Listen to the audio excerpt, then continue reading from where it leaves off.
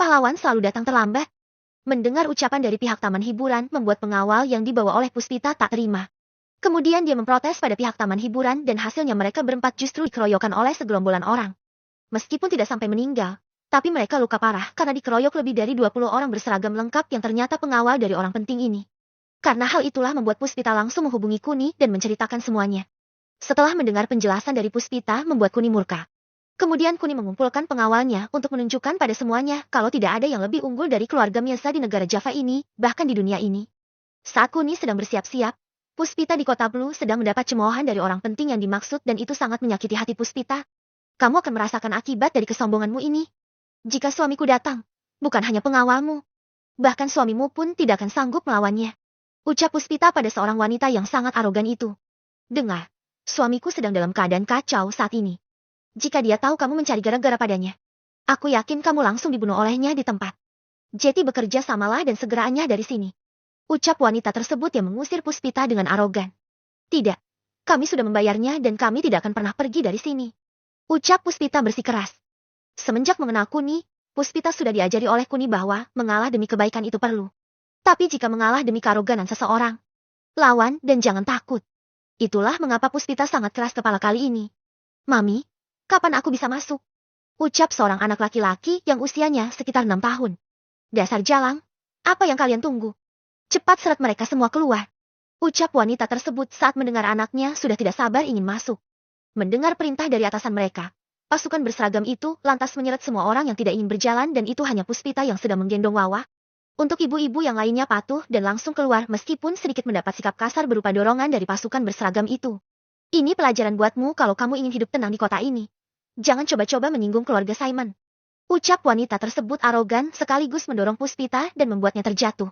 Hal ini membuat Wawa yang semula ketakutan langsung menangis karena selain ketakutan, telapak tangannya sedikit lecet karena dia berusaha untuk menahan tubuhnya. Oh, jadi kamu dari keluarga Simon?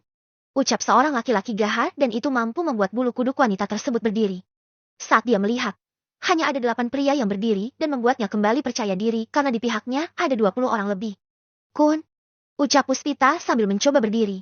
Sementara Kuni semakin geram saat melihat Puspita terduduk di lantai seperti habis jatuh. Oh, pahlawan kesiangan. Tapi kita lihat, apakah pahlawan selalu datang terlambat, atau justru pecundang yang datang terlambat? Ucap wanita tersebut masih dengan kesombongannya. Sementara Kuni tertegun dengan kata wanita ini di mana pahlawan selalu datang terlambat. Dari kata ini Kuni tahu harus berbuat apa dan membuatnya tertawa karena solusi dari masalahnya ternyata sesimpel ini. Pertama, aku ucapkan terima kasih Nona Sonya Kurnia. Perkataanmu telah memberi solusi yang terbaik bagiku. Aku tahu kamu adalah Sonya Kurnia, putri dari keluarga Kurnia yang ada di kota Red. Dan kamu adalah istri dari Reynald Simon seorang mayor. Apa aku benar? Ucap Kuni saat melihat mata Sonya menyala. Bagi Sonya, ini adalah pertama kalinya seseorang mendikte informasinya dengan sangat jelas di mana nama keluarganya dan juga keluarga suaminya serta pangkatnya diucapkan dengan sangat jelas dan tidak ada rasa takut. Hal ini membuat Sonya tertegun untuk beberapa saat karena saat dia melihat Kuni lebih seksama lagi. Dia seperti pernah melihat Kuni. Tapi di mana? Oh, ayolah.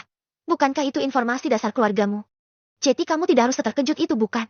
Ucap Kuni lagi sambil mendekati Wawa.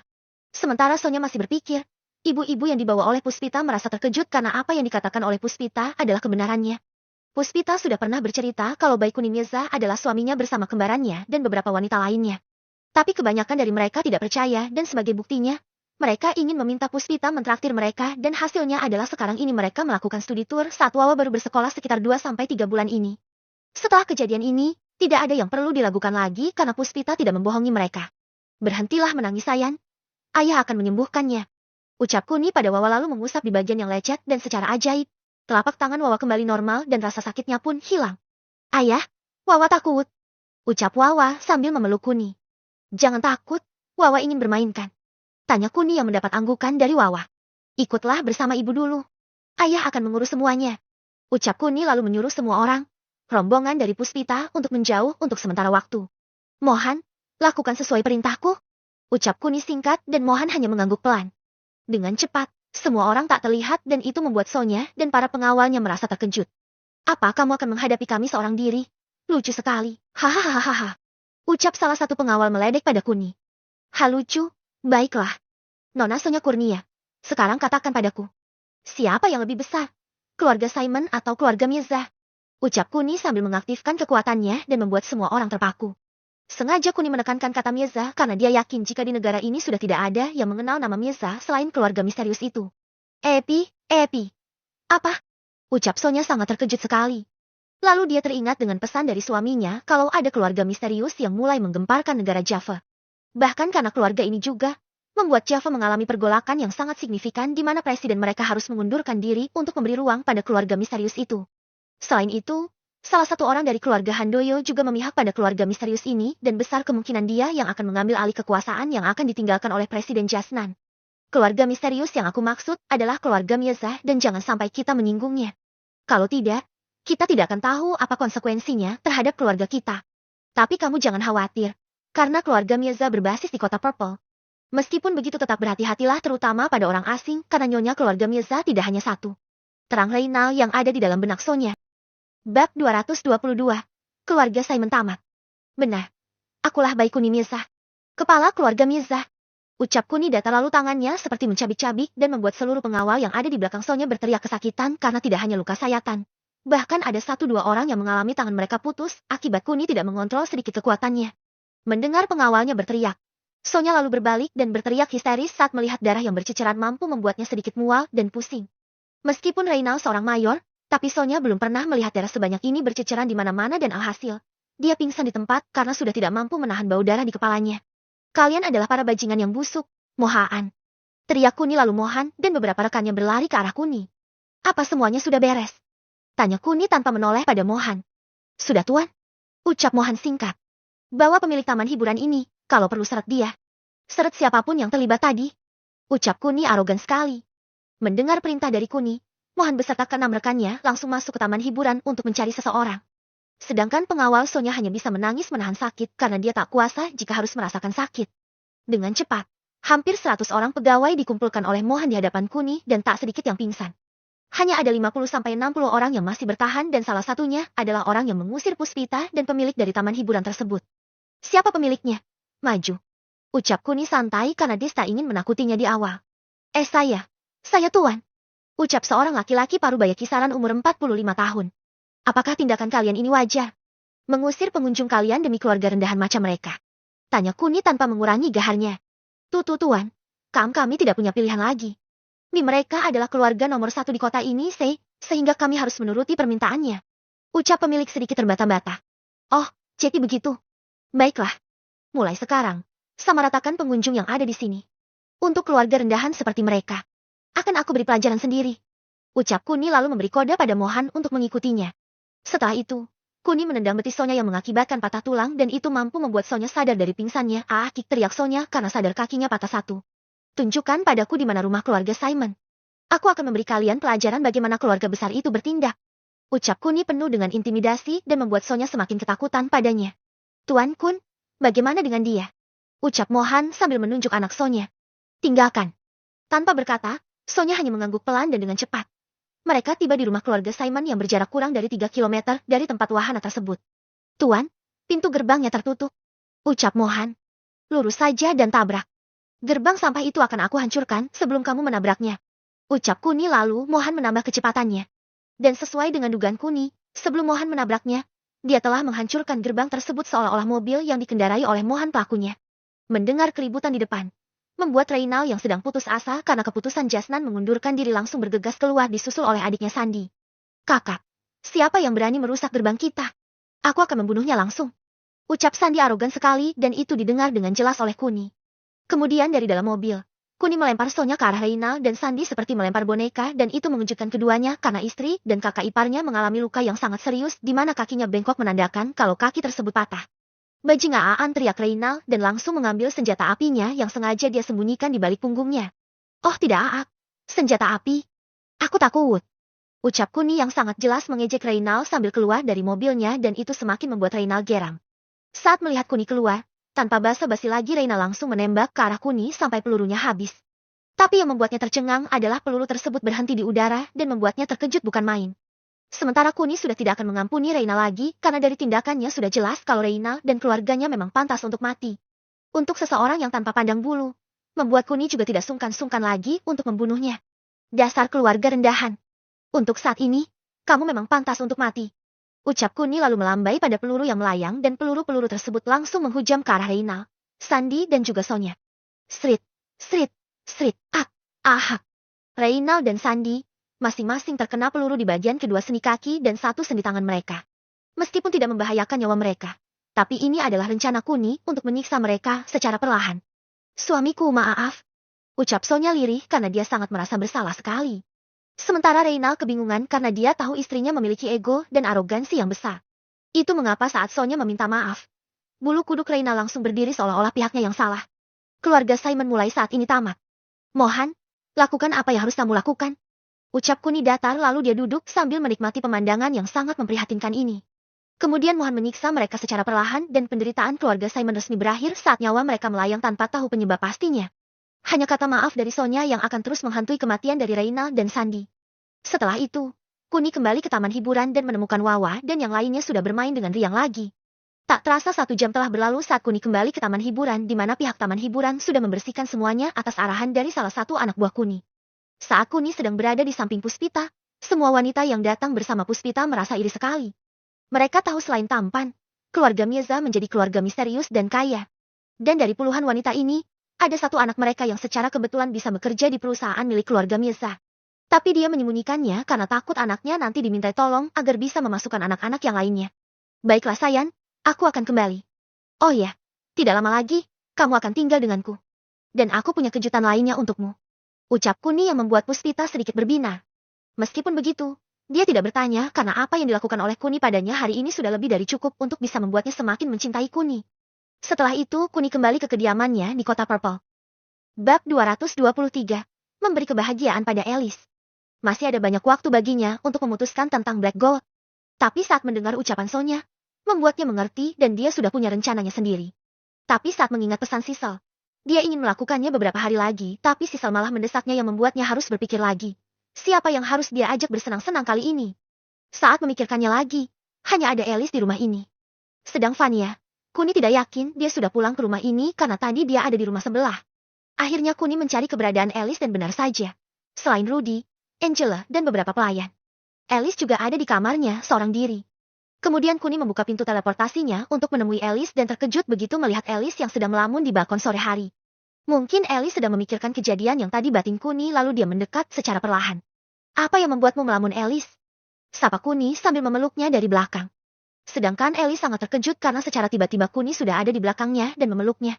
Tidak Tuan Kun, ucap Alice lirih dan masih belum terbiasa memanggil Kuni dengan sebutan namanya. Mungkin kamu akan terbiasa nantinya. Apakah kamu sedang bersedih saat ini? Tanya Kuni dan semakin memeluknya dengan erat. Mungkin itu benar, ucap Alice singkat. Katakanlah, siapa tahu aku bisa membantumu. Ucap Kuni lagi. Haha sih, tidak Kun. Sudah banyak sekali yang kamu lakukan untukku, dan mengobati kesadaran mentalku adalah tindakan yang tidak bisa aku balas dengan apapun. Ucap Alice sambil menggenggam tangan Kuni erat-erat. Apa yang kamu katakan Alice? Aku bahkan kagum denganmu. Dalam keadaan mentalmu yang bermasalah saja kamu masih mengagumiku. Bukankah itu sesuatu yang patut aku syukuri? Ucap Kuni menyanjung Alice. Aku juga tidak tahu Kun. Tapi entah kenapa aku sangat tertarik padamu. Matamu itu seolah memanggilku dan mengatakan kalau aku akan bahagia denganmu. Ucap Alice sesaat setelah dia berbalik dan melihat mata Kuni. Mungkin memang benar aku bisa membuatmu bahagia. Dan akan aku buktikan saat ini juga. Ucap Kuni lalu membuka pintu teleportasinya. Dengan romantisnya, Kuni menarik pelan Alice untuk memasuki pintu teleportasinya. Dan begitu sampai di tempat tujuan, Alice terkejut karena dia berada di bawah air meskipun tubuhnya tidak basah dan dia bisa bernafas. Kemudian dia teringat dengan tempat pertama kalinya sang kakak mengajaknya berlibur dan dunia bawah air Water Underworld adalah tempat yang paling berkesan di hatinya karena di tempat itu dia tidak mengalami diskriminasi. Sedang untuk di taman hiburan dan sejenisnya dia selalu menjadi pusat perhatian anak kecil. Bahkan tak jarang mereka sedikit mencemoohnya dengan sebutan idiot.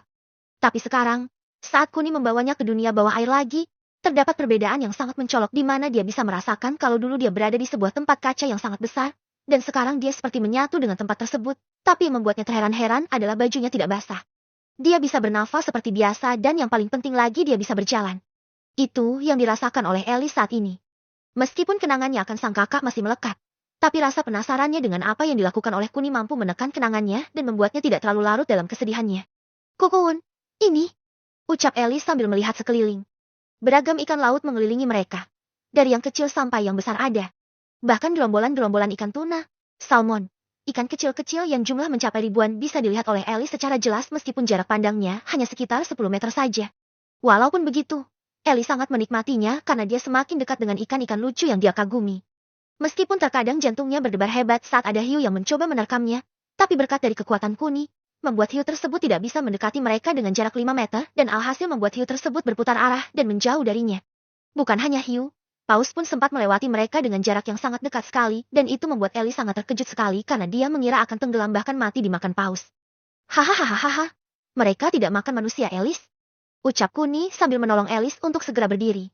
Kun, ucap Alice setelah berdiri. Ada apa, Alice? Apa kamu menikmati pemandangannya? Ucap Kuni sambil memeluknya. Terima kasih, Kun. Ini pemandangan terindah yang pernah aku lihat seumur hidupku. Ditambah lagi ada kamu yang membuat aku benar-benar bahagia sekarang. Terima kasih karena memberikan kesan yang tak akan pernah bisa aku lupakan seumur hidupku, Kun. Ucap Alice penuh dengan perasaannya. Sementara Kuni hanya tersenyum dan memeluknya semakin erat lagi. Apa menurutmu ini yang terbaik yang bisa kulakukan? Tidak, Alice. Aku masih punya kejutan yang lebih dari ini dan aku akan memberikannya saat waktunya tiba. Aku tidak yakin kamu akan bisa menerimanya karena bagiku, kamu adalah bayi yang harus tahu segalanya. Mulai sekarang, aku akan membuat kamu bahagia dengan caraku sendiri. Ayo kita berpetualang di sini. Ucap Kuni lalu dia mengajak Alice pergi jalan-jalan di dasar laut. Dari keberagaman penghuni laut, tak ada satupun yang luput dari pandangan Alice dan Kuni. Kuda laut mini, kerang, remis dan masih banyak lagi hewan laut yang membuat Alice sangat bahagia. Sambil berjalan-jalan, Kuni juga sambil mengumpulkan bahan yang dibutuhkan oleh Surya. Bukan hanya kepiting, lobster, tuna dan salmon. Tapi ada juga kerang dan gurita yang dia kumpulkan tanpa sepengetahuan Alice. Bagi Alice, hewan-hewan yang mengelilinginya mungkin karena penasaran dengannya, tapi sebenarnya yang terjadi adalah itu akibat ulah Kuni yang membuat mereka tidak bisa pergi jauh. Memang indah bagi Alice, tapi ini adalah sesuatu yang direncanakan oleh Kuni di mana sekali mendayung. 2-3 pulau terlampaui di mana dia bisa membahagiakan Alice sekaligus mendapat bahan untuk Surya. Lebih baik kita kembali, Alice. Ucap Kuni saat dia melihat waktu sudah hampir malam. Sementara Alice hanya mengangguk sambil memeluk Kuni. Kebahagiaannya hari ini tidak akan pernah bisa dia rasakan lagi jika bukan karena Kuni. Sehingga saat dia ingin masuk ke pintu teleportasinya, dia mencium Kuni untuk menunjukkan betapa bahagianya dia. Sedangkan Kuni hanya tersenyum dan kemudian Alice masuk duluan. Kuni akhirnya mengirim hasil tangkapannya hari ini ke gudang perusahaan milik Sisal dan mengabari Sisal kalau ada lebih dari cukup ikan laut yang dia tangkap. Bab 224, Membantu Rakyat Black God. Malam pun berlalu dengan cepat di mana acara yang diadakan oleh Jasnan berjalan dengan sangat lancar dan secara resmi membuat Patimon menjadi seorang presiden dan disambut sukacita oleh seluruh masyarakat yang mendukungnya. Besok, akan aku urus pejabat-pejabat korup itu. Ucap Eva saat melihat acara yang berlangsung melalui laptopnya. Senior, apa kamu yakin akan memecat mereka semua? Tanya Veronica saat dia diberi tugas oleh Eva untuk mengumpulkan bukti-bukti kejahatan para pejabat korup. Jangan banyak bertanya. Tugasmu saat ini adalah mencari jejak digital mereka dan transfer-transfer yang mencurigakan. Untuk langkah selanjutnya biar aku yang urus. Ucap Eva sambil mengotak-atik komputernya lagi. Fokusnya kali ini berpindah ke Black God dan secepat kilat. Dia mencari informasi sebisa mungkin dan Eva penasaran karena ada pergerakan besar secara sembunyi-sembunyi dan itu tidak disadari olehnya. Melalui satelit milik Black God, Eva merekam peristiwa yang terjadi dan dia benar-benar terkejut kalau pergerakan besar itu adalah segerombolan pasukan yang sangat banyak. Ada lebih dari jutaan orang yang bergerak keluar dari Black God secara terpisah dan berkelompok-kelompok kecil. Hal ini membuat Eva sedikit kebingungan juga karena lambang yang ada menandakan kalau itu adalah pasukan dari negara tirai bambu yang akan bisa menguasai Black God dalam satu kali pertempuran saja. Ini aneh sekali. Ucap Eva lalu dia menelpon Kuni yang sedang berada di gudang perusahaan milik Sisal.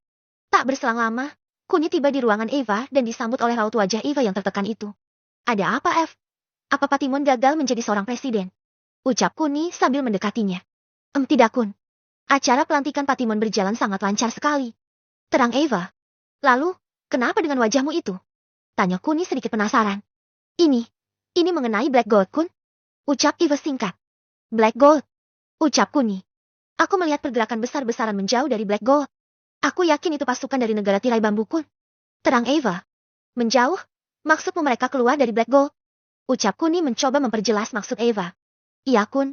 Meskipun tidak semuanya, tapi aku yakin itu sekitar 80% sampai 90% lebih yang keluar dari Black Gold dan sisanya masih bertahan di kota terakhir yang mereka tempati. Terang Eva lagi. Bukankah ini aneh? Kenapa mereka tiba-tiba mundur saat mereka akan berhasil menguasai Black Gold sepenuhnya? Ucap Kuni lagi. Itu yang tidak bisa aku temukan alasannya, Kun. Sehingga aku memberitahumu apa yang aku temukan ini. Ucap Eva. Baiklah. Aku akan memeriksanya. Kirim koordinat mereka. Ucap Kuni lalu dia membuka pintu teleportasinya. Tunggu sebentar Kun. Seperti kataku tadi kalau masih ada prajurit dari negara tirai bambu yang menetap di kota terakhir. Ucap Eva mengingatkan Kuni. Tidak masalah. Aku bisa mengatasinya. Ucap Kuni lalu dia masuk. Setelah mendengar Patimon secara resmi menjabat sebagai seorang presiden, maka Kuni sudah tidak harus menahan perbuatannya lagi. Mulai sekarang, setiap apa yang dilakukan akan diakui sebagai tindakan dari Patimon. Entah baik atau buruk, Patimon yang akan mendapat sanjungan atau hujatan. Kemudian dia pergi ke Black Gold dan mendapati kekacauan di mana-mana. Suara tangisan masih terdengar dan suara orang minta tolong dan juga kelaparan merajalela di mana-mana. Bukan hanya anak kecil, bahkan orang dewasa juga mengalami hal serupa di mana kelaparan melanda mereka semua. Baru berkeliling sebentar saja sudah membuat hati Kuni tersayat. Sehingga dia yang sudah mengetahui tentang kesengsaraan mereka langsung memikirkan cara yang bisa menguntungkan untuk Java dan juga Kinan Group. Halo Eva, aku ingin kamu mengadakan konferensi pers atas nama Kinan Group dan Java bahwa kita akan menyumbangkan sembako pada korban perang yang terdampak. Lakukan malam ini juga dan aku ingin agar semua persediaan sumber dan makanan yang dimiliki oleh Kinan Group disumbangkan ke Black Gold. Terang Kuni yang membuat Eva ternganga tak percaya. Mungkin Eva tahu kalau Kuni orang baik. Tapi saat mendengar semua sumber dan makanan akan disumbangkan, membuat Eva tidak habis pikir kali ini. Tunggu Kun, apa kamu sudah mempertimbangkan dampaknya bagi kita? Bisa saja negara kita akan kacau kalau kita tidak memiliki cadangan makanan di gudang negara seperti sebelumnya. Dan lagi ini akan mempengaruhi image Patimon sebagai seorang presiden karena lebih mementingkan negara lain ketimbang negaranya sendiri. Terang Eva mengutarakan pendapatnya. Mendengar penjelasan Eva, membuat Kuni sedikit bingung juga bagaimana caranya agar dia bisa membantu korban yang terdampak perang ini. Kalau begitu, coba kamu diskusikan lagi dengan Patimon dan usahakan mencapai 50% dari apa yang kita punya. Aku akan mencoba bertanya pada Zelta dan juga untuk meminta saran mereka. Ucap Kuni yang sengaja berbicara tidak jelas saat menyebutkan kata Myurn. Hah, apa yang kamu sebut tadi? Sepertinya kurang jelas di telingaku. Ucap Eva karena dia tak mendengarnya dengan jelas tadi. Lupakan namanya. Yang penting kamu coba berdiskusi pada Patimon dulu. Ucap Kuni lalu mematikan teleponnya. Setelah itu, Kuni memikirkan cara darurat yang bisa dia lakukan untuk memberi mereka makan untuk malam ini saja. Kemudian Kuni berpikir dengan keras dan pilihannya jatuh pada ikan laut yang memiliki sumber daya melimpah. Galan, coba tunjukkan arah laut di negara ini. Ucap Kuni yang bertanya pada Galan secara tiba-tiba. Kemudian Galan keluar dan mengendus-endus sekitar sebelum akhirnya dia mengatakan kalau tidak ada laut di radius 50 km dari sini. Mendengar ucapan Galan membuat Kuni ingin frustasi. Tapi saat melihat seorang wanita parubaya yang mengendap-endap membuatnya ada harapan sedikit untuk Kuni. Hei kamu, katakan padaku. Di mana arah lautnya? Ucap Kuni yang membuat wanita tersebut terkejut. Awalnya dia takut. Tapi saat melihat pakaian Kuni yang bukan menandakan seorang prajurit membuat kewaspadaannya sedikit menurun. Tuan, tolong beri aku makanan. Ucap wanita tersebut tanpa menjawab pertanyaan Kuni. Jawab dulu pertanyaanku. Aku akan memberimu makanan setelah aku tahu di mana lautnya. Ucap Kuni. Di sana tuan. 200 kilo ke arah barat Daa. Ucap wanita tersebut sambil menunjuk ke arah tempat yang disinyalir merupakan laut yang dicari oleh Kuni. Baiklah Galan. Berubahlah menjadi manusia dan kumpulkan semua orang dalam satu tempat. Jangan lupa untuk menyuruh mereka mengumpulkan kayu bakar. Aku akan mencari ikan di laut. Terang Kuni lalu dia terbang di hadapan wanita tersebut. Sementara Galan melakukan apa yang diperintahkan oleh Kuni. Bab 225, memegang teguh perkataannya. Mari Nyonya, kita berkumpul dengan yang lainnya. Ucap Galan yang mengejutkan wanita tersebut karena dia muncul secara tiba-tiba. Itu. Apakah dia terbang tadi? Ucap wanita tersebut. Jangan pedulikan itu Nyonya. Yang penting nyawa Anda bisa terselamatkan kali ini. Apa Anda tahu di mana tempat lapang yang besar, yang bisa menampung semua orang di wilayah ini? Ucap Galan lagi. Itu. Aku tidak yakin tapi 100 meter dari sini adalah tanah lapang yang besar sekali. Ucap wanita tersebut. Mendengar ucapan wanita tersebut membuat Galan yakin kalau tempat yang dimaksud adalah di pinggir sungai yang jarak sebenarnya 200 meter dari tempatnya berdiri. Kemudian dia membawa wanita tersebut ke sana dan tak lupa dia juga berteriak kepada siapapun yang dia temui kalau akan ada bagi-bagi makanan di tanah lapang dekat sungai. Tak lupa dia juga berteriak bahwa syarat untuk mendapat makanan adalah dengan membawa kayu bakar. Mendengar teriakan Galan, banyak orang yang meremehkan. Hanya anak kecil baik itu laki-laki ataupun perempuan yang sedikit antusias sehingga mereka dengan tenaga lemahnya berharap untuk mendapat sesuap makanan. Kurang dari 5 menit, sudah ada banyak sekali anak-anak yang mengantri di mana mereka sudah tidak sabar untuk mendapat makanannya. Hanya saja, terlihat dari raut wajah semuanya saat melihat tidak ada apapun selain kayu bakar yang mereka bawa sehingga sedikit menyulut emosi orang-orang yang sudah tidak tahan dengan kelaparan yang mereka alami. Bagaimana mereka bisa kelaparan? Mari kita flashback sejenak. Saat perang terjadi dan kalah, para prajurit Black Gold yang bisa berlari, mereka lebih memilih berlari menuju ibu kota dan tidak memedulikan masyarakat sekitarnya. Bahkan yang lebih tragis lagi adalah, Prajurit negara tirai bambu menjara setiap rumah yang mereka lewati dan mengambil sumber daya yang bisa berguna untuk mereka tanpa tersisa. Termasuk diantaranya makanan, bahan bakar seperti minyak, dan baju atau selimut yang nantinya berguna di malam hari. Karena penjarahan yang tanpa pandang bulu itu membuat semua orang praktis hanya minum air. Sedang untuk makanan sendiri tidak ada yang tersisa dan mengakibatkan terjadinya bencana kelaparan di mana-mana. Mungkin kalian ada yang aneh kenapa hanya penjarahan? Tidak ada hal lainnya seperti membunuh masyarakat biasa, bahkan mempek sayanya. Untuk penjelasan seperti itu akan dijelaskan nanti, sabar ya. Saat suasana sedikit memanas karena sudah 10 menit mereka menunggu, Galan belum membagi makanannya, lalu membuat kericuhan yang ingin mengeroyok Galan karena mereka menganggap Galan telah menipunya. Tenang kalian, tuanku sedang mencari makanan untuk kita. Lagi pula untuk apa aku butuh kayu bakar kalian hah? Teriak Galan tapi masih bisa bersabar sedikit. Penipu, kamu telah membohongi kami. Lebih baik kami membunuhmu dan memakan dagingmu. Ucap salah satu orang yang terdengar seram. Di mana akalnya sudah tidak berfungsi lagi. Apa kamu yakin mau memakanku? Ucap Galan dan langsung berubah menjadi monster forks dan membuat semua orang yang melihatnya merasa ketakutan. Bahkan tak sedikit yang berpikir kalau mereka akan jadi santapan Galan karena sejak tadi mereka menunggu makanan dan makanannya belum juga muncul. Lari, ternyata dia yang akan memakan kita. Teriak salah satu orang yang semakin membuat keributan di mana banyak yang lari. Dan banyak juga yang masih berdiam diri sambil menangis. Terutama semua anak kecil karena selain mereka kelaparan tidak punya tenaga, lari pun mereka juga sudah tidak sanggup. Galaan teriak Kuni dari jauh dan itu mampu membuat Galan dan semua orang yang mendengarnya sedikit ketakutan. Saat mendengar suara Kuni dengan kecepatan yang di luar nalar membuat Galan langsung berubah ke wujud manusianya. Takut, dan mungkin dia akan mendapat hukuman karena tanpa sengaja dia berubah ke wujud aslinya dan menakut-nakuti semua orang. Apa yang kamu lakukan Galan? Ucap Kuni dengan menahan amarahnya. Maafkan hamba yang mulia, mereka yang memulai duluan ingin memakan hamba yang mulia. Ucap Galan dengan tubuh sedikit gemetar. Apa dengan menakut-nakuti mereka? Ucap Kuni lagi kali ini sedikit kalem. Maaf yang mulia, hamba tidak berani melakukannya lagi. Ucap Galan yang tidak ingin memperpanjang urusannya lagi. Sementara Kuni melihat hanya ada beberapa anak kecil yang menangis. Jumlahnya yang kurang dari 20 orang itu membuat Kuni ingin sekali murka. Tapi jika dia lampiaskan saat ini, itu tidak akan berdampak pada anak kecil ini. Cepat nyalakan api. Ucap Kuni lalu menuju ke beberapa anak kecil yang sedang menangis dan juga bersembunyi itu. Kalian, berhentilah. Siapa yang ingin makan ikan bakar hari ini? Ucap Kuni yang membuat semua anak kecil itu mendongak padanya. Apakah benar itu tuan? Tapi di mana ikannya? Aku tidak melihatnya dimanapun. Ucap salah satu anak kecil dengan polos. Aku punya stok ikan yang banyak. Tapi sebagai buktinya, aku akan membakar beberapa untuk yang mau baris sekarang juga. Aku hitung sampai 10. Berapa banyak anak yang berbaris, maka aku akan membakarnya sesuai dengan jumlah barisannya. Ucap Kuni lalu dia berjalan ke arah kayu yang sudah dibakar oleh Galan. Saat Kuni berjalan sambil berhitung, kemudian dia berbalik dan menemukan ada 3 anak yang berbaris mengikutinya, membuatnya langsung mengambil stok ikan yang ada di pintu teleportasinya sebanyak 3 ekor dan dia langsung membakarnya, yang membuat mata dari ketiga anak di belakangnya itu berbinar saat melihat ikan yang besar itu.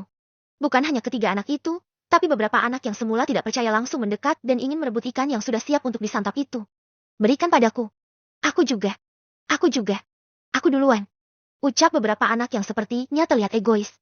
Mungkin karena mereka sudah kelaparan, sehingga mereka lupa kalau Kuni mempunyai syarat untuk mereka, dan bukan Kuni namanya kalau dia tidak memegang teguh kata-katanya. Apa yang kalian katakan dasar berandalan? Berbarislah jika ingin makan ikan bakar. Umpat Kuni yang membuat anak-anak itu patuh. Kemudian mereka berbaris sedang untuk ketiga anak yang pertama akhirnya bisa makan ikan bakar hasil dari kepercayaannya pada Kuni.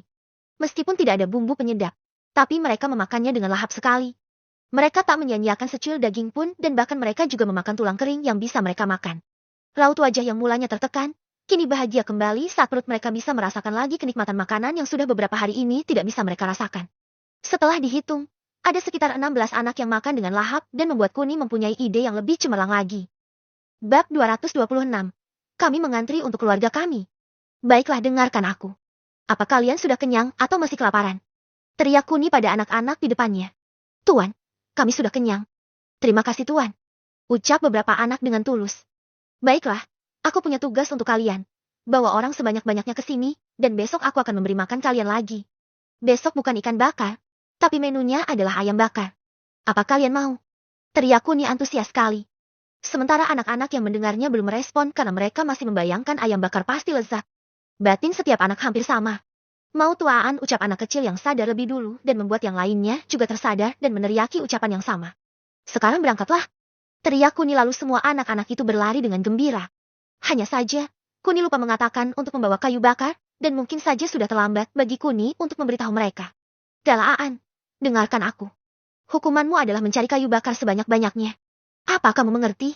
Teriak Kuni dan Galan langsung pergi setelah memberi hormat pada Kuni. Setelah itu, sudah lebih dari 15 menit, tapi anak-anak tersebut tidak ada yang kembali. Hal ini membuat Kuni cemas karena jarak yang hanya sekitar 200-500 meter membutuhkan waktu 15 menit itu tidak wajar. Kemudian Kuni mengaktifkan kekuatannya dan terkejut saat mendengar anak-anak yang tadi sedang diinterogasi oleh beberapa orang yang ketakutan dengan perubahan jalan tadi. Bahkan ada yang menuduh kalau anak itu telah disogok agar mau memberikan mangsa untuk monster tadi Galan. Meskipun mereka berkata yang sebenarnya dan menyangkal, tapi orang-orang itu tidak percaya dan terus menginterogasi mereka dan itu membuat Kuni sedikit kiram. Dengan kekuatannya, dia lalu muncul di belakang orang-orang yang tidak mempercayai anak kecil suruhannya itu dan langsung mengambil ikan bakar yang sudah dia siapkan melalui pintu teleportasinya dan baunya langsung menarik perhatian orang-orang yang kelaparan itu. Apa yang dikatakan oleh mereka benar. Aku memberikan makanan secara gratis. Apa kalian menginginkannya? Ucap Kuni sambil mencium ikan bakar di hadapan mereka. Melihat makanan, mata mereka langsung melotot tak percaya. Apalagi saat melihat ukurannya yang bisa dikatakan besar, membuat mereka langsung tergiur. Secara perlahan, mereka mendekati Kuni dengan sedikit ketamakan. Sedangkan pemuda yang melihat Galan berubah menjadi monster langsung berdiri di depan semua orang yang tergiur oleh iming-iming Kuni. Jangan, mereka adalah monster yang akan menyantap kita. Ucap pemuda tersebut sambil gemetar. Jangan takut, aku benar-benar membagikan makanan secara gratis. Kalau kalian tidak percaya ya terserah. Ucap Kuni lalu melambai pada kedelapan anak yang sedang duduk di tanah itu. Ini ada 2 ekor. Bisa kalian makan bersama-sama. Ucap Kuni lalu memberikannya pada mereka. Terima kasih Tuan. Terima kasih. Tapi perut kami sudah kenyang Tuan. Ucap salah satu anak yang memang sudah kekenyangan. Baiklah, ini aku simpan. Lebih baik kalian kembali ke api unggun. Di sana lebih aman daripada harus hidup dengan mayat hidup seperti mereka. Ucap Kuni lagi dan beberapa anak itu langsung mengangguk. Tuan, izinkan aku membawa keluargaku Tuan. Aku masih punya keluarga dan aku ingin mereka menikmati ikan bakar juga. Ucap salah satu anak sambil sedikit memelas pada Kuni. Apa yang kamu katakan? Bukan hanya keluargamu, tapi juga semua orang akan mendapatkannya. Tempatku masih sama dan kalian bisa pergi sekarang. Aku menunggu kalian di tepi sungai. Mengerti kalian? Ucap Kuni dan mendapat anggukan dari semua anak-anak itu. Kemudian mereka pergi ke arah yang berbeda dan Kuni berbalik untuk kembali ke tempatnya karena ada kegaduhan atau gesekan di antara orang-orang yang sudah tiba saat tidak ada Kuni. Ikan bakar yang ada di tepi api unggun tinggal 5 dan itu diperebutkan oleh puluhan orang sehingga terjadi adu jotos meskipun bagi Kuni mereka sedang bermain-main karena tenaga mereka yang lemah. Tuan, boleh kami ikut makan juga? Tolonglah kami Tuan. Ucap seseorang sebelum Kuni pergi. Apa yang kalian katakan? Apa kalian tidak takut dimakan oleh mereka? Ucap pemuda mencoba menghasut semua orang. Diam kau beranda licik. Perut kami butuh makan. Ucap seorang pria yang mengolok pemuda tersebut. Kalian boleh ikut juga. Datanglah ke tepi sungai. Ucap Kuni lalu dia menghilang secepat kilat dan itu kembali mengejutkan semua orang. Lihatlah. Apa kalian masih mau datang ke tempatnya? Ucap pemuda tersebut dan membuat semua orang ini sedikit bimbang. Meskipun begitu, mereka tetap saja berjalan ke arah sungai untuk melihat apakah yang dikatakannya benar. Sementara Kuni, sesampainya di tempat api unggun. Berhenti semua. Aku punya persediaan yang cukup untuk kalian semua. Teriak Kuni yang membuat semua orang berhenti. Meskipun begitu, saat melihat Kuni, mereka tidak mempercayainya karena mereka tidak melihat ikan di tangan Kuni. Jangan membual. Tanganmu kosong. Teriak salah satu orang pada Kuni. Iya, benar. Kamu pasti berbohong. Timpal lainnya. Aku tidak bercanda. Jika kalian ingin makan maka berbarislah. Aku hitung sampai 3. Ucap Kuni lalu anak-anak yang sudah makan tadi langsung berbaris dan itu sedikit mengejutkan Kuni. Apa kalian masih kelaparan? Tanya Kuni pada beberapa anak tersebut. Tidak Tuan, kami mengantri untuk keluarga kami. Ucap salah satu anak itu jujur. Baiklah, berapa jumlah keluarga kalian? Mulai dari yang terdepan. Ucap Kuni lagi. Lalu mereka berkata 2, 3, 4, 1, dan seterusnya yang membuat Kuni langsung menyiapkan ikan bakar untuk mereka. Melihat ikan terus keluar dari tangan Kuni membuat mata semua orang terbelalak tak percaya. Kemudian mereka berdesak-desakan ingin menjadi yang pertama. Tapi lagi-lagi Kuni selalu bisa mengatasi masalah dengan peraturan ketatnya. Hei Pak Tua, jika ingin makan, maka berbarislah. Jangan seperti berandalan yang tak punya aturan. Ucap Kuni tegas dan itu mampu membuat orang tersebut dan semua orang mematuhi ucapannya.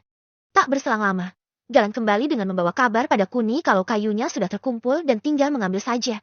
Kuni lalu membuka pintu teleportasinya di belakang api unggun yang tidak terlihat oleh orang-orang dan menyuruh Galan mengambilnya satu persatu.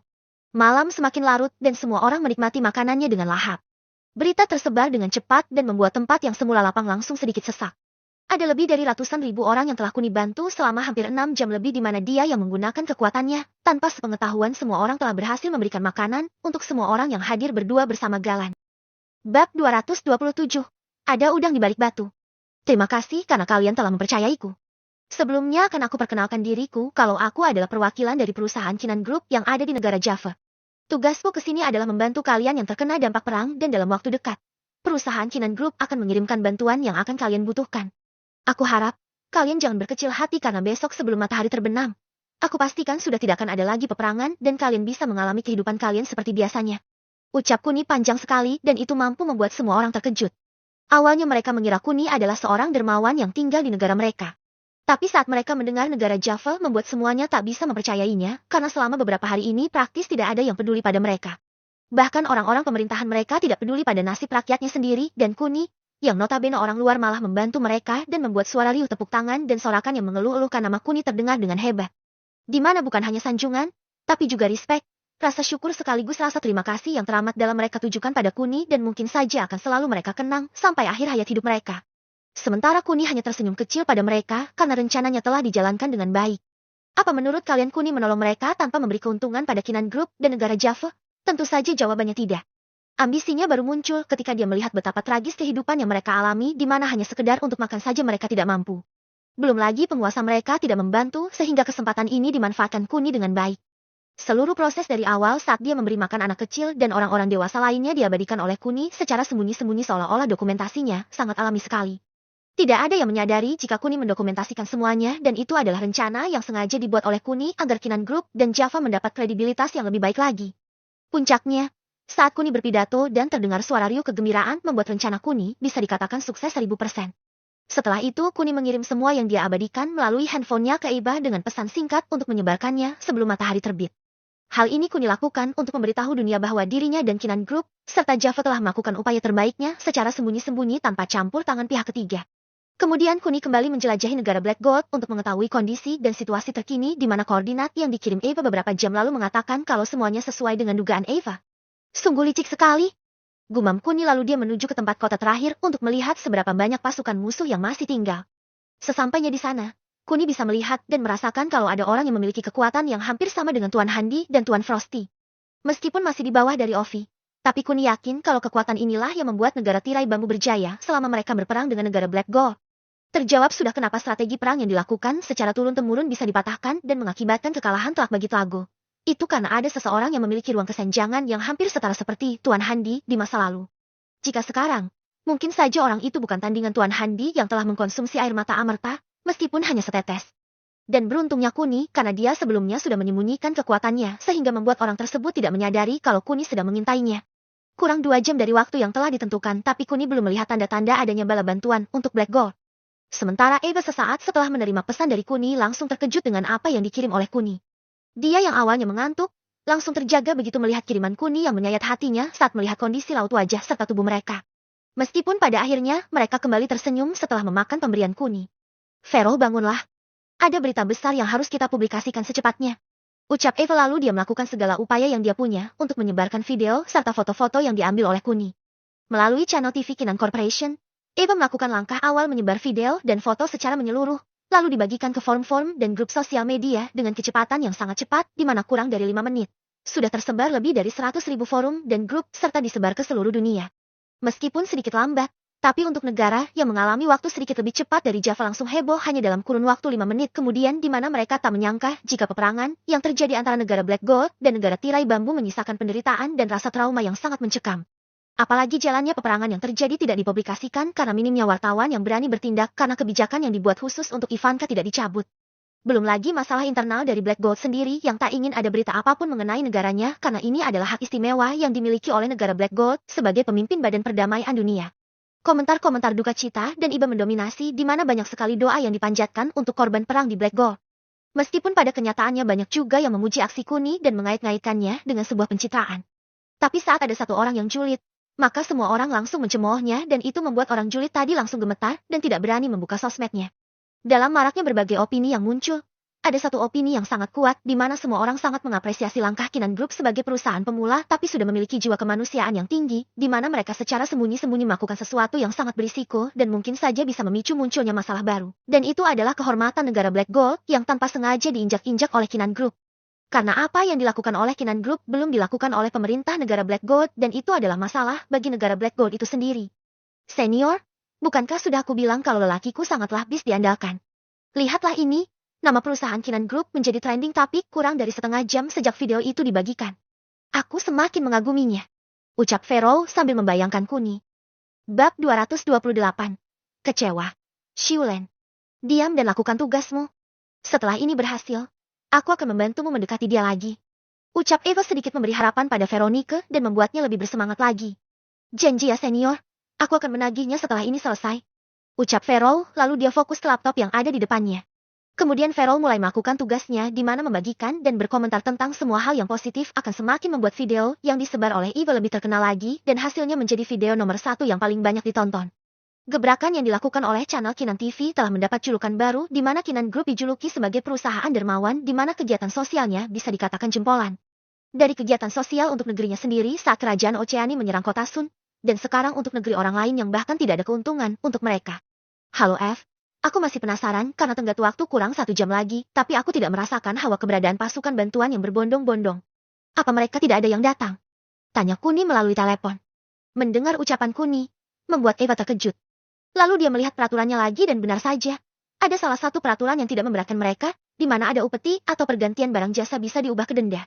Dengan kata lain, mereka akan lebih memilih membayar denda daripada harus mengorbankan prajurit mereka. Apalagi saat melihat denda yang harus mereka bayar tidak terlalu besar bagi sebuah negara yaitu sekitar 1 miliar rets atau setara dengan 100 triliun rupiah. Eva, kenapa kamu diam? Tanya Kuni saat tidak mendengar suara Eva. Lebih baik kamu kembali Kun. Aku menduga, semua negara lebih memilih untuk membayar upeti yang jumlahnya sekitar 1 miliar rets itu. Kita juga akan membayarnya karena uang dari Kinan Group sangat lebih dari cukup untuk membayar dendanya. Terang Eva sesaat setelah dia membaca keseluruhannya. Lalu untuk negara yang dibuang kalau tidak ingin membantu, bagaimana? Tanya Kuni lagi. Maafkan aku, Kun. Aku tidak melihat secara detail tadi dan jasnan sialan itu juga tidak memberitahuku kalau ada peraturan yang lebih simpel lagi. Mereka akan dianggap sebagai negara buangan jika mereka tidak membayar denda karena tidak membantu Black Gold. Kemungkinan besar negara yang akan hilang dari muka bumi ini adalah Tango karena mereka tidak akan mampu membayarnya. Terang Eva lagi yang membuat Kuni sedikit kecewa. Dia kecewa karena Eva tidak memberitahunya sebelumnya kalau dia tidak harus susah payah membantu negara Black Gold dengan kekuatannya. Jika dia tahu ada peraturan seperti ini, maka dia lebih memilih untuk kehilangan uang 100 triliun daripada harus berjuang untuk seseorang yang menghinanya. Meskipun begitu, Kuni tidak terlalu larut dan kekecewaannya karena apa yang dia lakukan bisa mendongkrak performa ketenaran dari Kinan Group itu sendiri. Dan lagi, jika Kuni tidak datang, mungkin orang-orang itu mati kelaparan dan Kuni juga tidak akan tahu kalau ada orang yang memiliki kekuatan yang hampir mirip dengannya. Bisa dikatakan, kekuatan Tuan Leo disebarkan kemana-mana, dan karena kekuatannya itu, bisa berdampak bagi suatu negara yang dibelanya. Baiklah F, aku akan mengawasi terlebih dahulu dan mencoba mencari kesempatan yang baik lagi. Oh ya, aku ingin kamu menyiapkan ayam sekitar ke-30 ekor. Aku punya janji yang harus aku tepati di sini. Ucap Kuni yang langsung mematikan teleponnya tanpa menunggu balasan dari Eva. Sementara Eva merasa terkejut dengan ucapan Kuni. Dia tahu dari nadanya kalau Kuni sedang kecewa. Tapi kenapa Kuni tidak ingin cepat-cepat pulang dan justru malah memilih bertahan di sana? Kemudian Kuni memantau pergerakan prajurit negara tirai bambu. Tidak hanya memantau, tapi dia juga menguping strategi yang akan dilakukan oleh mereka. Meskipun mereka hanya sekitar 500.000, tapi mereka sangat bersemangat sekali karena kota terakhir yang akan mereka serang adalah ibu kota. Tapi bukan kesuksesannya dalam menundukkan ibu kota yang membuat mereka semangat. Tapi mereka mendengar kalau putri seorang penguasa yang mengendalikan Black Gold adalah seorang wanita yang sangat cantik. Itulah mengapa mereka sangat bersemangat sekali. Apa yang membuat kalian bersemangat? Setelah menguasai kota terakhir ini, kita akan langsung pulang. Jangan lupa kalau keluarga kalian menunggu di rumah. Ucap tetua pada prajurit yang terlihat bahagia itu. Ayolah tetua, beberapa hari ini kami sudah menahannya. Dan di kota terakhir ini, kami ingin melampiaskannya. Biarkan kaki bersenang-senang dengan wanita di negara Black Gold ini. Bukankah Anda juga tergoda oleh wanita yang ada di sini? Ucap seseorang yang memiliki pangkat lebih tinggi dari yang lainnya. Diam, bukankah kamu sudah mengerti peraturannya kalau sampai kapanpun aku tidak mengizinkan adanya tindakan asusila di kepemimpinanku? Lebih baik buang jauh-jauh niatmu itu kalau kamu tak ingin mati di sini. Ucap tetua tersebut yang sepertinya ingin mengancam bawahannya. Kakek Sialaan. Aku sudah tidak peduli lagi denganmu dan aku akan melampiaskan hasratku Nan. Serut teriak pemuda yang berteriak pada tetua tersebut. Namun akhirnya, sebelum dia berhasil menyelesaikan ucapannya, tetua itu langsung melempar pisaunya dan tepat mengenai tenggorokan yang membuatnya terkapar dan mati hanya dalam beberapa detik saja. Kakek Xiulen, kamu diam atau ku bunuh kalian. Sudah cukup aku bersabar menghadapi keegoisan kalian. Berapa banyak dosa yang aku tanggung akibat ulah kalian. Jika saja aku tahu keberadaan cucuku, aku tidak akan mau membantu para bajingan seperti kalian. Ucap tetua yang ternyata bernama Xiulen itu. Bagus, bagus. Kamu sudah berani memberontak. Meskipun presiden tidak ada di sini. Tapi apa kamu lupa kalau ada dari kami yang kamu bunuh, maka cucumu akan langsung dibunuh. Ucap seorang pria kekar yang tiba-tiba masuk ke dalam tenda utama mereka. Kalian bajingan. Jika cucuku kenapa-napa, maka aku akan membunuh semua orang tanpa terkecuali yang ada di tirai bambu. Entah laki-laki atau perempuan, entah anak-anak atau tidak, aku akan tetap membunuhnya. Ini adalah sumpahku dan akan aku lakukan apapun yang terjadi. Ucap tetua Xiulen yang sangat mendalam serta membuat bulu kuduk setiap orang yang mendengarnya berdiri dan ketakutan. Tidak ada yang berani berkata setelah mendengar sumpah serapah yang diucapkan oleh tetua Xiulen. Bab 229. Masa lalu tetua Xiulen. Bagi warga negara tirai bambu, tetua Xiulen adalah pemimpin yang sebenarnya, meskipun mereka tidak menghormati tetua Xiulen. Hal ini karena tetua Xiulen secara pasif telah meninggalkan jabatannya dan itu adalah kesalahan terbesar yang dimiliki oleh tetua Xiulen. 20 tahun yang lalu, saat tetua Xiulen memutuskan untuk menanggalkan jabatannya, keruntuhan serta kebobrokan negara tirai bambu berangsur-angsur mulai terlihat saat murid kesayangannya, Zhai Xinghua, yang menjabat sebagai seorang presiden saat ini telah memiliki ambisi yang jauh lebih gila lagi di mana dia tak hanya ingin menguasai tirai bambu, tapi juga ingin menguasai seluruh dunia dengan teror-teror kejamnya di mana salah satu tujuan utamanya dia membentuk sebuah organisasi pembunuh adalah untuk mengetahui seluk-beluk negara saingannya dan juga menjadi benalu untuk negara yang ditinggali oleh organisasinya. Zhai Xinghua adalah seorang yang cerdas dan tamak. Meskipun begitu, tetua Xiulen sangat bangga akan kecerdasan dari Zhai Xinghua. Tapi sayangnya, karena ambisi dan ketamakannya menjadikan Zhai Xinghua adalah seorang presiden terburuk dalam sejarah. Meskipun begitu, tak ada yang berani protes karena hanya dalam kurun waktu setahun saja, Zhai Xinghua sudah memiliki jutaan anggota organisasinya yang dijanjikan untuk hidup dengan kesenangan mereka. Membunuh, mempek saya, merampok dan juga berjudi serta mabuk-mabukan adalah rutinitas yang selalu mereka lakukan hampir setiap hari. Meskipun begitu, mereka tidak serta-merta melakukan pada setiap orang. Hanya ada beberapa orang saja yang mereka sebut target yang akan mengalaminya. Hanya saja, tidak semua wilayah boleh dimasuki oleh Zhai Xinghua dan ada satu kota yang keberadaannya terlarang bagi Zhai Xinghua dan sampai sekarang Zhai Xinghua tidak pernah menginjakkan kakinya di sana. Sebuah kota yang sangat tenang dan hampir mencangkup setengah dari wilayah yang dimiliki oleh negara tirai bambu di mana kota yang dimaksud adalah kota Wanglongke. Kota yang memiliki luas wilayah sebesar 43% dari luas wilayah negara tirai bambu ini telah dilindungi oleh tetua Xiulen selama sisa hidupnya, yaitu sekitar 80 tahun lebih saat dirinya yang masih berusia 15 tahun itu telah mendaulatkan kekuasaannya pada kota Wanglongke ini. Awalnya tak ada yang menganggap serius ucapan bocah ingusan pada saat itu karena saat melihat tubuh dari tetua Xiulen sendiri sangatlah kurus dan kecil. Tapi mereka tidak tahu kalau tubuh kurus dan kecil milik tetua Xiulen adalah hasil dari latihannya selama hampir 12 tahun di dunia ini di mana saat dia kecil, dia adalah seorang gelandangan yang tanpa sengaja bertemu dengan Tuan Leo yang pada waktu itu baru saja menerima ilmu dari kakek, buyut Mai Kunimirsah. Dengan kata lain, murid pertama Tuan Leo bukanlah Edric, melainkan tetua Xiulen yang bertemu dengan Tuan Leo saat usianya masih balita. Namun sayangnya, Tuan Leo hanya mengajari tetua Xiulen selama 6 bulan saja, sehingga selama 6 bulan itu hanya pengendalian dan penyerapan energi alam sekitar yang diajarkan oleh Tuan Leo. Hasilnya setelah bermeditasi selama 12 tahun tanpa makan dan minum karena semua itu tetua Xiulen lakukan di dalam semedinya dan membuat tubuhnya kekurangan gizi saat berusia 15 tahun. Meskipun begitu, tersimpan kekuatan yang sangat dahsyat dan sangat berguna 2 hari kemudian saat perampok yang melintas dengan garang yang merampas dan menculik beberapa gadis untuk mereka bersenang-senang. Dari tragedi inilah kekuatan tetua Xiulen diperhitungkan saat dia berhasil menyelamatkan semua wanita yang diculik dan membunuh para perampok yang jumlahnya tidak sedikit, yaitu sekitar 30 orang lebih. Bahkan sejak saat itulah, kehidupan tetua Xiulen berubah di mana tubuhnya yang kurus berangsur-angsur membaik dan terlihat kekar setelah beberapa bulan tinggal di sana. Kota Wanglongke sendiri adalah sebuah kota terlantar yang memiliki tingkat kriminalitas yang sangat tinggi di mana angka pengangguran dan tingkat kejahatannya terus naik setiap harinya. Dari yang awalnya pedagang di pasar, kemudian mereka merangkap menjadi pencuri, copet dan pada akhirnya menjadi perampok yang sangat disegani.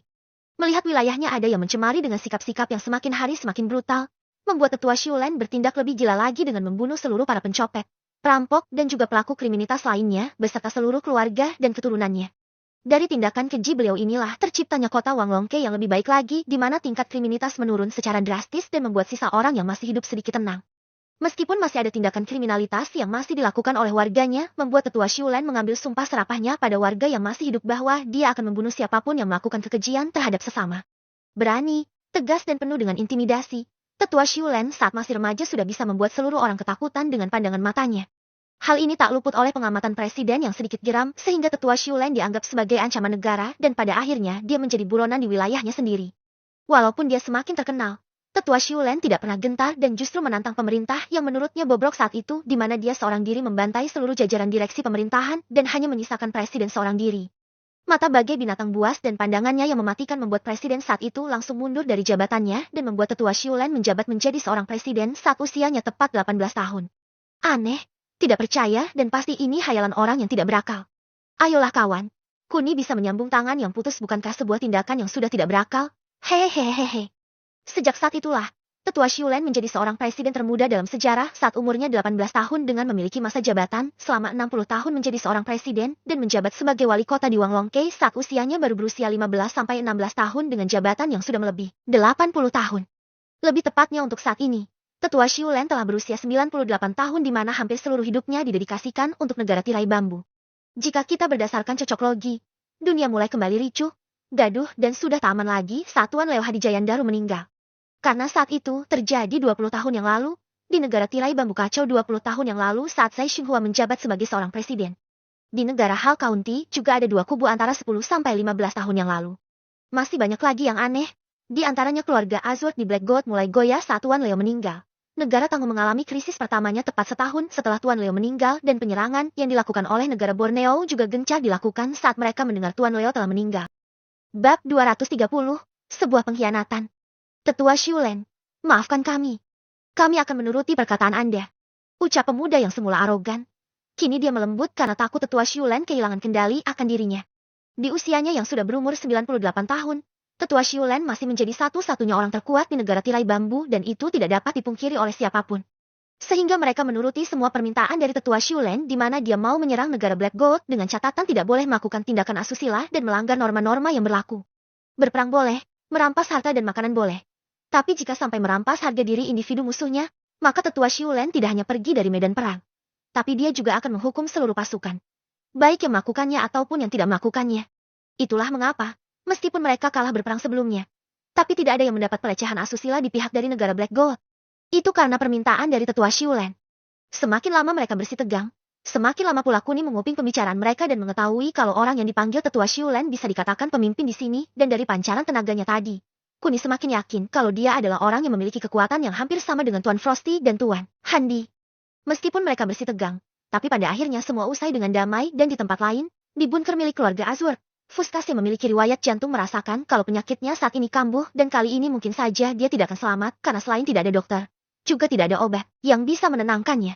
Mungkin karena tertekan sehingga penyakit yang dideritanya kambuh kali ini. Kakek, kaki. Apa kakek baik-baik saja? Ucap If saat mengetahui Fuskas tiba-tiba terjatuh dengan memegang dadanya. Sementara Fuskas hanya bisa melotot pada If seolah-olah dia ingin mengatakan kalau perjuangkan Black Gold sampai titik darah penghabisan. Tapi sialnya, If tidak mengerti dari maksud tatapan Fuskas sampai ajal menjemput Fuskas. Kakek! Teriak If keras sekali saat merasakan tubuh Fuskas yang sudah tidak bergerak itu. Nona If! Ucap salah satu orang yang ingin menyadarkan If. Setelah itu, dalam keadaan berkabung, tekad If seakan-akan meledak karena ingin membalaskan dendamnya untuk sang kakek.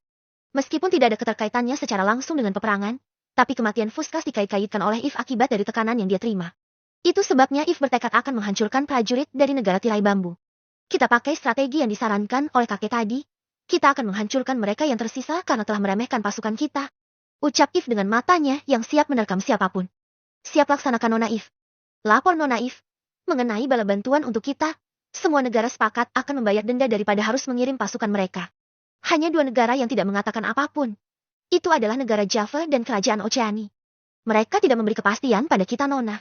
Ucap ajudan sambil memberikan sebuah dokumen pada If. Dasar sampah batin If saat mengingat jika Kuni berasal dari negara Java. Siapkan semuanya. Kita akan memukul balik. Teriak If lagi. Dengan cepat, pertempuran pun dimulai yang mana prajurit dari negara Black Gold tidak berkutik sama sekali.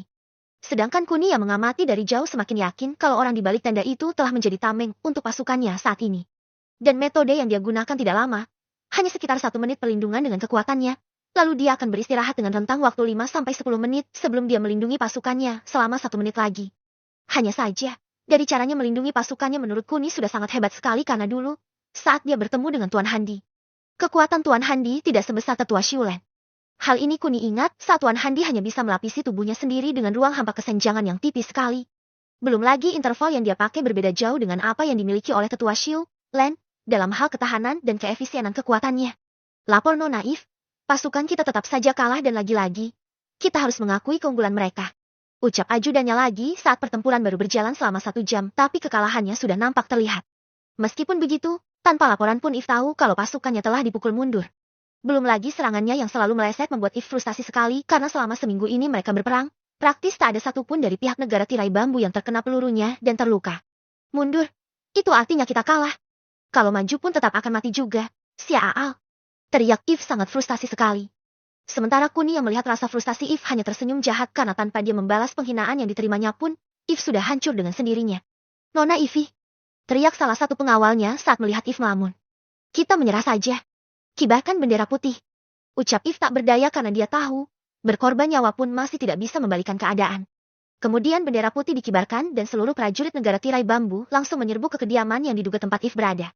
Sedangkan Kuni terkejut karena perang yang terjadi bisa dikatakan sangat singkat dan itu masih tidak cukup untuk dokumentasinya. Ada lebih dari 100 orang yang tanpa malu menyerbu ke benteng musuh yang sudah menyerah. Tujuan mereka sangat jelas, yaitu ingin merampas harta perang yang bisa dirampas sekaligus ingin bertemu dengan seorang putri yang selalu mereka damba-dambakan. Meskipun mereka sendiri tidak pernah melihat If secara langsung. Tunggu kalian. Berhenti. Teriak tetua Xiulen saat melihat pasukannya ada yang langsung menyerbu benteng pertahanan musuh. Padahal mereka sudah menyerah. Maaf Pak Tua. Ucap pemuda yang arogan tadi sambil berkedip pada rekannya dan terjadilah hujan peluru yang mengarah pada tetua Xiulen. Kalian para bajingan tengik, awas kalian. Teriak tetua Xiulen sambil melindungi tubuhnya sendiri dengan kekuatannya. Teruskan. Dia hanya bisa bertahan selama 1 menit. Setelah itu dia akan menjemput ajalnya dan kita akan berpesta hari ini. Hahaha. Ucap pemuda arogan itu yang tanpa basa-basi lagi. Tanpa dia sadari, jika tetua Xiulen bisa bertahan dari tembakan yang mengarah padanya lebih dari 1 jam. Hahaha. Tunggu ajalmu Pak Tua. Aku akan mendatangi kuburmu dan mencacimu di sana, teriak pemuda arogan tadi.